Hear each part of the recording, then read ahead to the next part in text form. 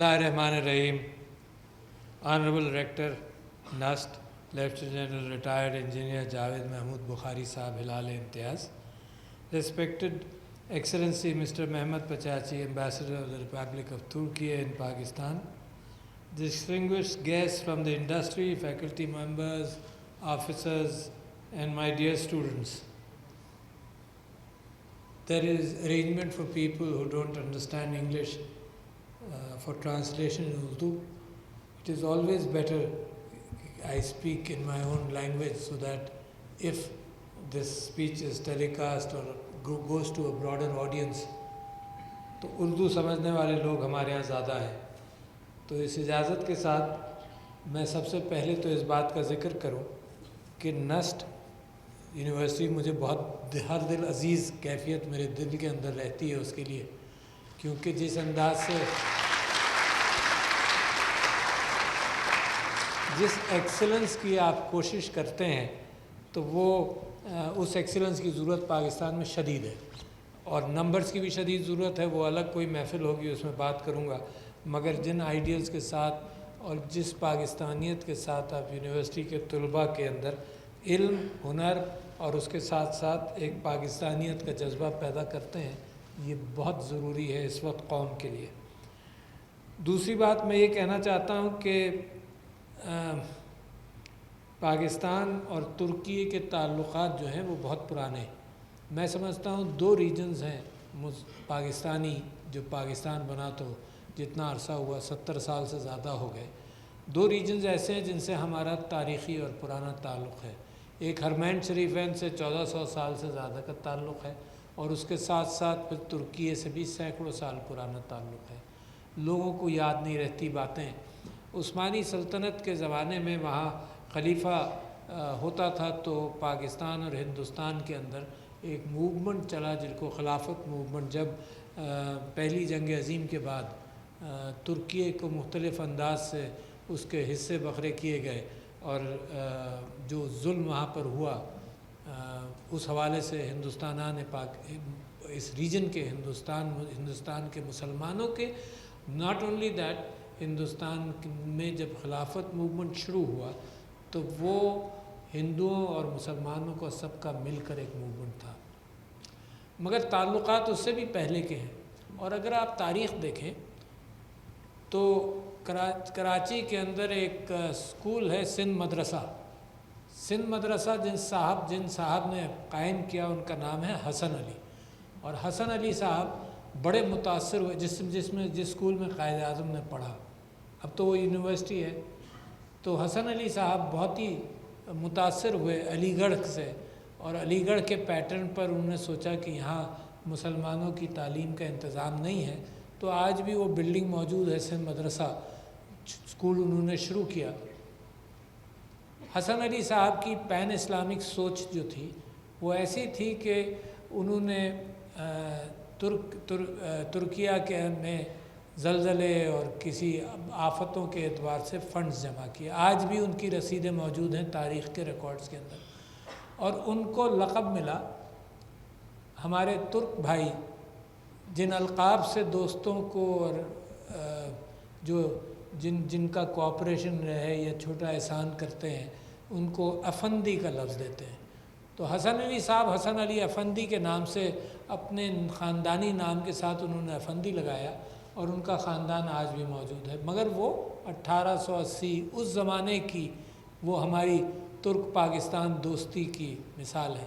صرف وہی نہیں، ایک اور نام آپ کو بتاؤں، سر حاجی عبداللہ ہارون، جنہوں نے ڈان اخبار بھی سیٹ اپ کیا، قائد اعظم کے بہت بڑے ساتھی تھے. تو رسیدیں اگر ترکیے کی تاریخ میں دیکھی جائیں تو ان کو بھی لقب دیا گیا ہے افندی عبداللہ، حاجی عبداللہ ہارون. پھر جن لوگوں نے یہ کام کیا تو ترکیے کی پہلی کونسلیٹ بنی کراچی میں، اسی میں یہ لوگ نامزد ہوئے. اس کے بعد پرماننٹ ایمبیسی بنی ہے 1912، اور اس زمانے کی بات ہے، مجھے ایگزیکٹ یاد نہیں. تو ان کی اولاد حسن علی صاحب کے بیٹے شاید ان کو بنایا گیا ایمبیسڈر. پھر اور کیا مجھے یاد آتا ہے کہ ایک جب ترکیے کی جنگ روس کے ساتھ ہوئی کریمیا وغیرہ کی لاس کے بعد، تو پاکستان سے خاص طور پر پشاور اور پنجاب سے ایک 25-30 لوگوں کا بڑا پرامننٹ انداز سے ایک گروپ گیا جو ان کے ساتھ لڑا بھی، ان کے ساتھ کھڑا ہوا، وہیں سیٹل ہو گئے بہت سارے۔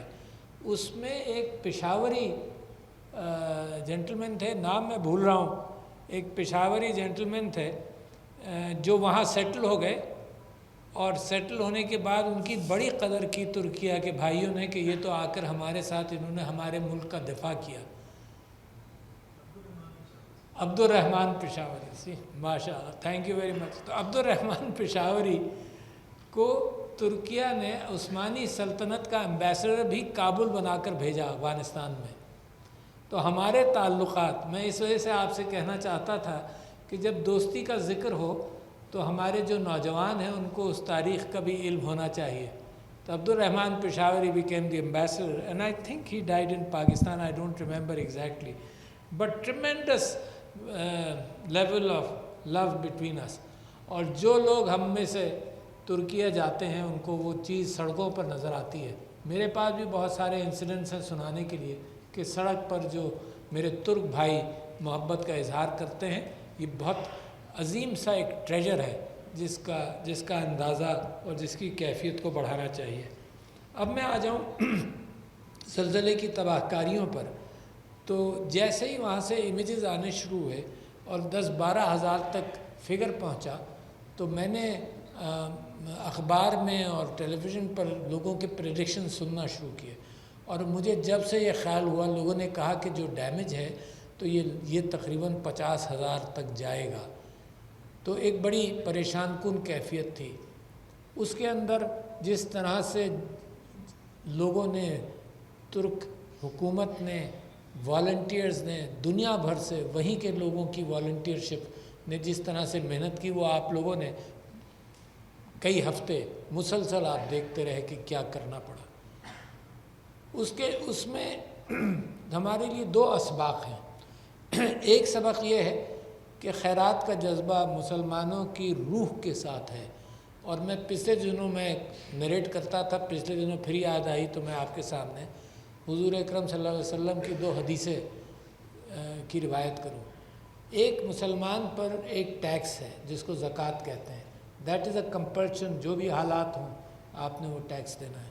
ایک خیرات کا جذبہ ہے، اور خیرات کا جذبہ میرے نبی صلی اللہ علیہ وسلم نے مسلسل اپنی گفتگو میں، اپنے ماحول کے اندر، اپنے حالات میں، ان کا باغ تھا، اس سے جتنی آمدنی ہوتی تھی وہ بھی خیرات میں جاتا تھا۔ خیرات کا جذبہ آؤٹ سٹینڈنگ تھا، یعنی پیٹ پر پتھر باندھ کر لوگوں کو کھانا کھلانا۔ جب وہ اسلام کے اندر مال و دولت بھی آ گیا تب بھی ان کا رہن سہن بالکل ویسے ہی رہا۔ اس کے اندر ایک واقعہ ہے جو مجھے بڑا امپریس کرتا ہے، کیونکہ انسان کی جو پرسنالٹیز ہیں وہ سب سے زیادہ امپریس کرتی ہیں لوگوں کو۔ تو حضور اکرم صلی اللہ علیہ وسلم نے ایک دن ایک محفل میں یہ کہا کہ لوگوں، اللہ کو قرض کی ضرورت ہے۔ لوگوں کو بڑا تعجب ہوا کہ اللہ کو قرض کی ضرورت ہے، وہ تو مالک الملک ہے، وہ کائنات کا مالک ہے، اس کو کیا قرض کی ضرورت ہے؟ تو میرے نبی نے کہا کہ اللہ نے جو نظام بنایا ہے اس کے اندر تمہیں امانت دی ہے، اس امانت میں سے اللہ کو قرض دو، کیونکہ وہ امانت تھی، اس لیے اللہ کو قرض کی ضرورت ہے۔ تو ایک صحابی جو بڑے بے چین ہوئے، وہ پیچھے سے آگے گئے اور انہوں نے کہا کہ حضور، میں اپنا ہاتھ آپ کے ہاتھ میں، اور آپ اپنا ہاتھ مجھے دیجئے تو میں ہاتھ پکڑ کر کوئی بات آپ سے کر سکوں۔ تو میں تصور کرتا ہوں ان صحابی کی خوش قسمتی کہ حضور نے اپنا ہاتھ ان کے ہاتھ میں دیا۔ تو انہوں نے کہا کہ حضور آپ یہ بتائیے صلی اللہ علیہ وسلم کہ اللہ کو قرض کی ضرورت ہے؟ کہا اللہ کو قرض کی ضرورت ہے۔ تو کہنے لگے کہ میں آج ہی یہ قرض دینا چاہتا ہوں، اور کچھ نبی سے نہیں کہا۔ گئے اپنے گھر، اور ان کا ایک باغ تھا، انہوں نے دور سے آواز دی، بیگم گھر سے نکل آؤ، یہ گھر میں نے اللہ کو قرض کے طور پر اور یہ باغ اللہ کو قرض کے طور پر دے دیا۔ اور بیگم بھی کتنی بڑی خاتون ہوگی کہ اس نے پوچھا نہیں کہ میاں تم کیا کر گئے، انہوں نے اپنے ملازموں کو اور بچوں کو آواز دی کہ چلو یہ گھر اور یہ باغ ہم نے اللہ کو قرض کے طور پر دیا۔ یہ تھے وہ جائنٹس جنہوں نے اسلام کا پیغام دنیا میں دیا ہے۔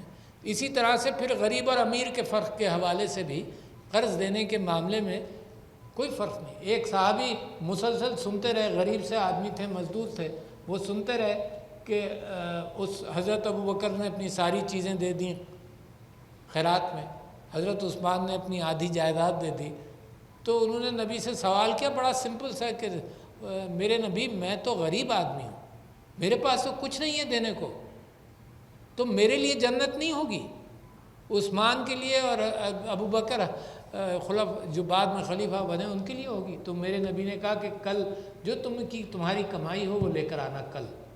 تو جب دوسرے دن وہ گئے کمائی دی تو اس میں سے میرے نبی نے صرف اتنی چیز نکال لی جو چند کھجوروں کی بابت ہوتی، اور انہوں نے کہا کہ جاؤ تم خیرات کرو۔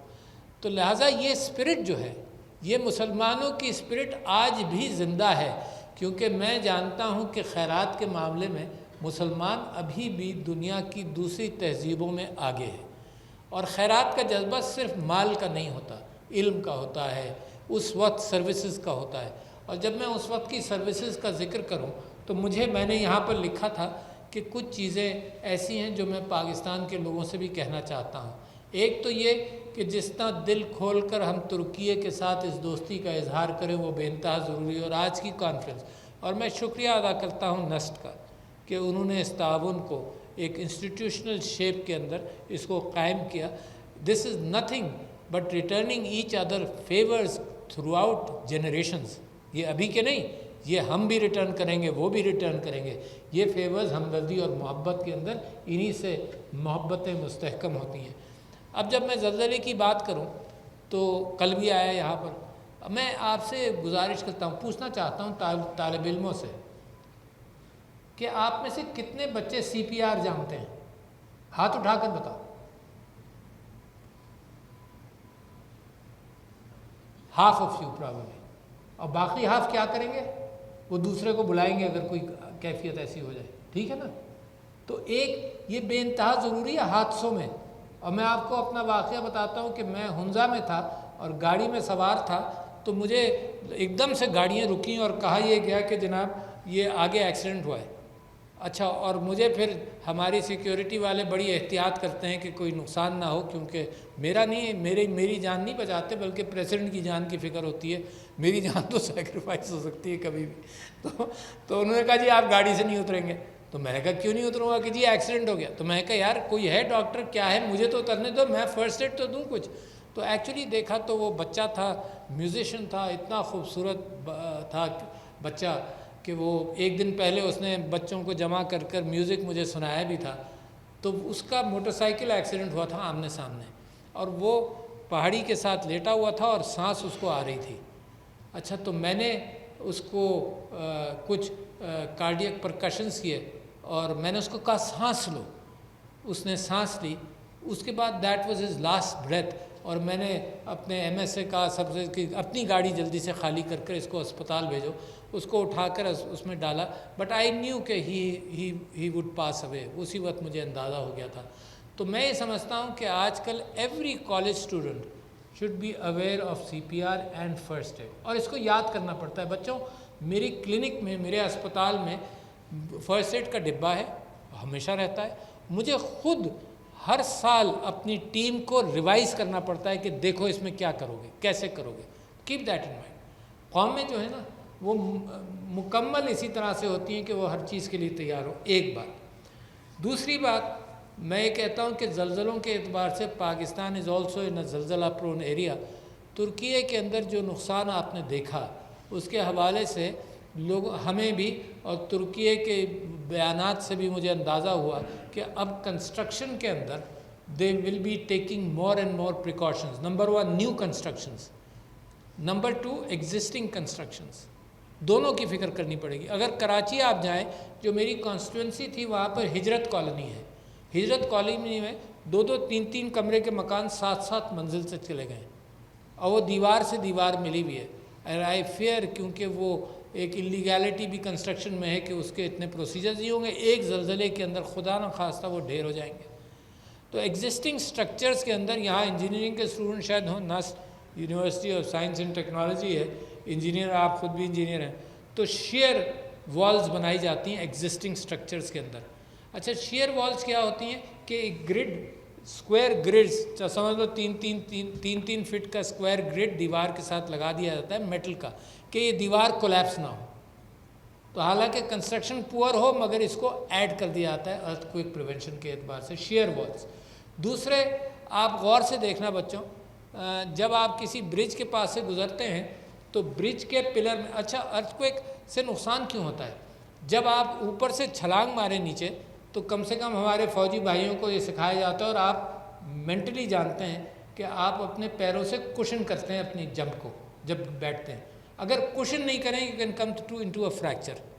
اور آپ نے یہ بھی دیکھا ہوگا کہ جو لوگ اس میں ایفیشینٹ ہو جاتے ہیں وہ ایک دو منزل سے بھی گرتے ہیں اور قلابازیاں کھاتے ہیں just to handle the shock in their bones which are brittle but just cushioning it, وہ شاک ابزاربر کی طرح اس کو کشن کرتے ہیں. تو اب آپ برجز کے نیچے ہر پلر کے نیچے دیکھنا, برج کے پلر کے ساتھ اور اوپر برج کے درمیان ایک اتنی چوڑی عام طور پر کئی پلیٹیں ہوتی ہیں. پلیٹوں کی باریکی آپ کو نہیں نظر آئے گی but what it does is کہ اگر ارتھ کوئک ہوتا ہے نا تو یہ فلیکسیبلٹی ہے اس جگہ پر, تو ٹوٹیں گی نہیں چیزیں. The little flexibility you will be surprised. میرے لیے بڑے سرپرائز کی بات تھی کہ نئی بلڈنگوں میں جو اونچی بلڈنگ ہوتی ہیں ان کے باقاعدہ جیسے موٹر سائیکل کے اور گاڑیوں کے شاک ابزاربر اسپرنگز ہوتے ہیں, وہ پلرز کے 50 منزل بلڈنگ 60 منزل بلڈنگ کے پلرز کے نیچے اس میٹل ٹائپ کے شاک ابزاربرز ہوتے ہیں کہ وہ ارتھ کوئک کو کشن کر لیں. تو یہ تو انجینئرنگ کی بات ہے جس کے اندر پاکستان کو فکر کرنی چاہیے کہ کنسٹرکٹڈ بلڈنگز میں اور نیو بلڈنگ میں تو یقیناً اس کا سسٹم ہوگا مگر کنسٹرکٹڈ بلڈنگز کے اندر بھی ڈیویسٹیشن کو روکنے کے لیے کریں. تیسری بات کہ میں اور آپ کیا کریں گے. کل میں اتفاق سے جب زلزلہ آیا تو میں ایسے بازار ایسے وقت پر گیا تھا کہ مجھے کچھ چیز دیکھنی تھی اور خریدنی تھی, تو میں 9:30 بجے گیا کہ وہ بند ہو جائے گا 10 بجے. تو میں کہا کہ لوگوں کے تنگ بھی کم ہوں گے. وہاں پر زلزلہ آ گیا, 4تھی منزل پر تھا. اچھا ایوری بڈی واز پینکنگ. معاف کیجیے گا جناب, there are lot of things مگر یہ چیز اتنی ضروری ہے everybody was panicking around me. کوئی بھاگ رہا تھا, کوئی 4تھی منزل سے کہہ رہا تھا کہ ابھی نکل جاؤ. میں نے that's not the how you behave. دیکھو ارتھ کوئک ہو تو میری وجہ سے اور آپ کی وجہ سے سب کو بات پتہ چلنی چاہیے. آپ کو ایئر کرافٹ کے اندر دکھاتے ہیں نا ایک بات کہ جب اگر کوئی بات ہو ایمرجنسی ہو تو سر کے اوپر ہاتھ رکھ کر جھک جائیں.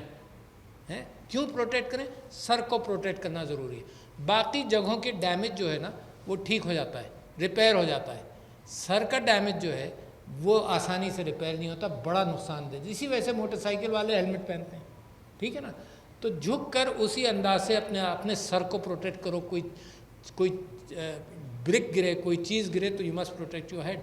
دوسری بات یہ بڑی سمپل سی بات کہ بیم کے نیچے کھڑے ہو جاؤ, چوکھٹ کے نیچے کھڑے ہو جاؤ, آرچز کے نیچے کھڑے ہو جاؤ. وہ دیر سے گریں گے.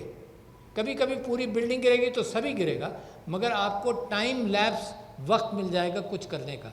ایلیویٹرز مت لو. کل مجھے زبردستی سب لوگوں نے کہا لو میں کہا نہیں ایلیویٹرز میں نہیں جانا چاہیے. انہوں نے کہا نہیں کھڑا ہے چلیں اس میں بیٹھ جائیں. تو میں نے کل وہ بھی حرکت کر لی جو مجھے نہیں کرنی چاہیے مگر مائی وائف واز پینکنگ. میں نے اس کو کہا دیکھو کوئی فرق نہیں پڑتا, مریں گے اکٹھا مریں گے. اور میری ان ساری باتوں کا اس کو اثر نہیں ہوا. یہ کیا بات ہے؟ میں کہ نہیں دیکھو اکٹھا مریں گے, ڈگنیٹی کے ساتھ مریں گے, بھاگ بھوگ کر نہیں. تو خیر میں آپ سے یہ کہہ رہا تھا کہ ان چیزوں کا آپ لوگ خیال کریں. میز کے نیچے چلے جاؤ اور اس میں کوئی شرمانا نہیں ہے, اس میں بہادری نہیں ہے کوئی کہ آپ پریکاشن نہ لیں. کبھی کبھی لوگ یہ کہتے ہیں دیکھو وہ گھبرا کر دیکھو وہ کتنا پریشان. Doesn't matter. This is a time when precautions have to be taken. I thought this was a good occasion کہ میں یہ سب کو کہوں, شاید لوگوں تک بات پہنچ جائے. تو یہ جو ایلیمنٹری پریکاشنس ہیں ارتھ کوئک کے حوالے سے وہ دیکھیں. اچھا جی, میں آپ کا شکریہ ادا کرتا ہوں. یہ ارتھ کوئک والا معاملہ جو ہے یہ اس کا کلائمیٹ چینج سے شاید کم تعلق ہے مگر بہت ساری چیزوں کا جو فلڈز پاکستان میں آئے, اور میں ترکیہ کی شکریہ ادا کرنا چاہتا ہوں کہ فلڈز میں آپ نے ہماری بہت مدد کی, تو میں آپ کا مشکور ہوں.